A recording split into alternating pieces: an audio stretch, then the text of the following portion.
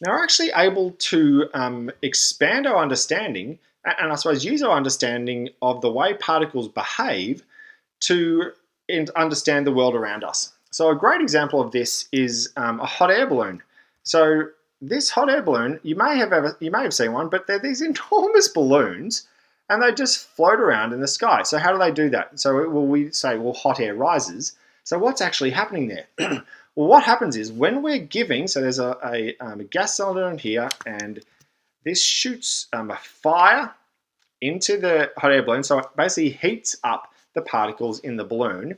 When the particles in a balloon get hotter, they get more energy and they move around faster, so they take up more space. And so because of that, you have less or fewer particles in the balloon. So we may have a particle here and a particle here and a particle here. They're zipping around, particle here, but we don't have very many particles in the balloon, whereas outside the balloon it's quite cold. The particles are way closer together.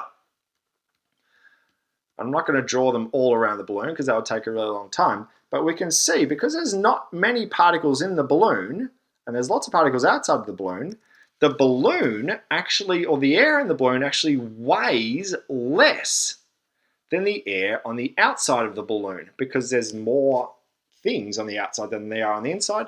And when something weighs less, it's going to float in something that weighs more. So it weighs less, it's less dense.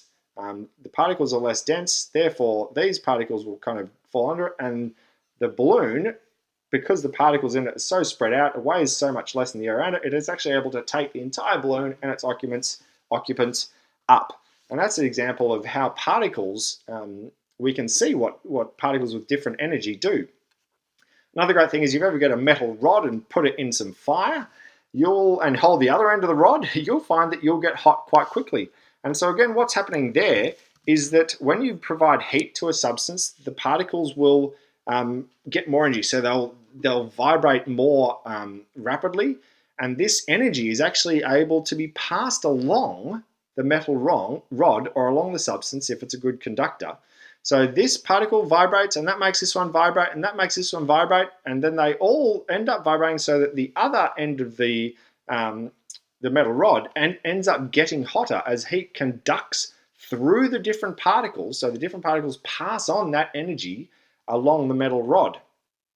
Another great way we use the characteristics of particles every day is in a thermometer. So I've got a little thermometer here.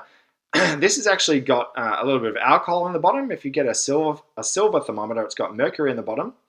But if we give particles more heat, they move faster, and they end up, because they're moving faster and bumping into each other a bit more, they take up a bit more space.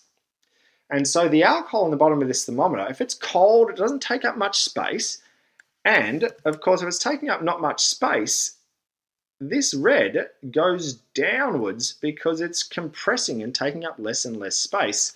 But on the other hand, if I am heating the bulb of this thermometer, the particles in the alcohol, they'll take up more space and they'll push each other further apart, and they'll push them the only way they can go up this tiny tube in the thermometer, up to get to a hotter temperature.